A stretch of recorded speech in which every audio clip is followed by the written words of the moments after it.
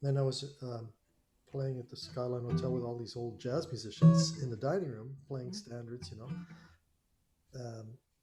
Still only 20, 19 or 20, I think. And I got a call. The maitre d' comes up and says, "You have a call from LA." Okay. So I go and answer the phone, and it's somebody offered me a job playing with a pop touring, you know, like a Holiday Inn type circuit band, right? That was based in LA. Mhm.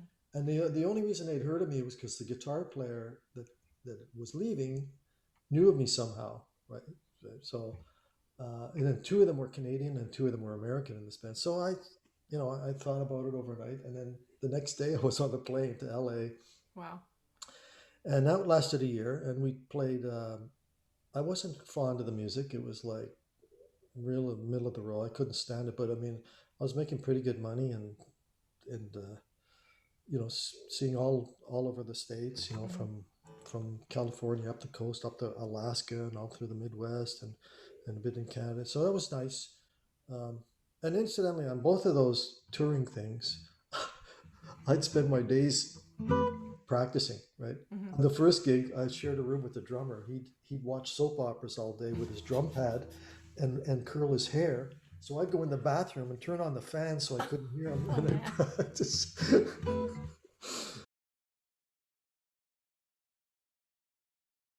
um, One of the first things when you're a younger martial artist is if if you're sparring, you think you have to respond to something or react to something. So somebody throws a punch and you have to um, react to it, or but what I've learned slowly over the years is that um,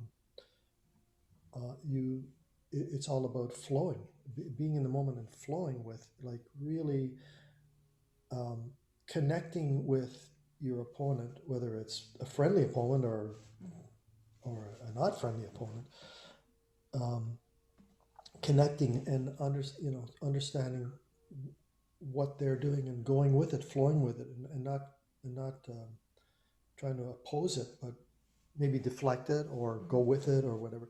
And I think music is so much like that. It's like you're not you're flowing.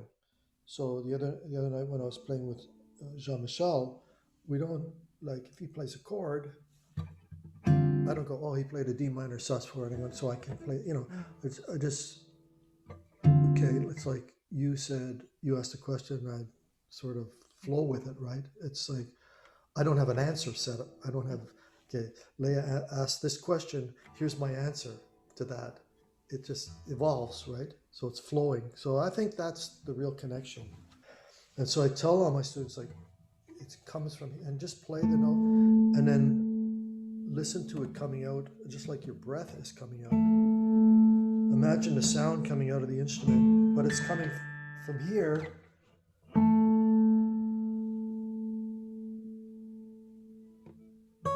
rather than just going. I mean, I could hear the difference there. Mhm. One is like just superficial. And so I guess in martial arts, it's like, okay, here's a punch. I've done all the body mechanics, but now it's coming from inside, and everything's relaxed and joined and connected, and I'm just projecting with my mind. And it's there. It's like it's projecting. So projecting out with your mind. If I project this note out,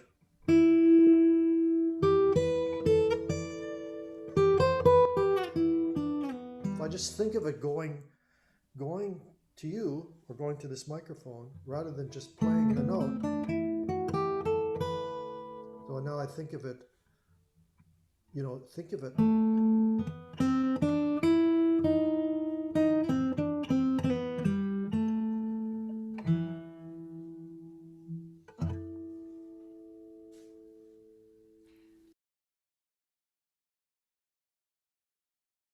So, well, okay, opera. They sing melodies.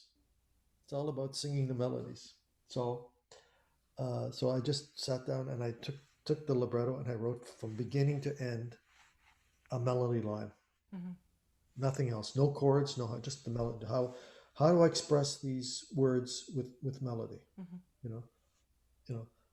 And again, if I'm writing a songs, which I'm doing now, I'm writing some songs for Kelly Lee about COVID, and I'm doing the same thing. I'm just writing the melody first, putting chords to it, and I mean, it's not the way the Beatles wrote songs, right?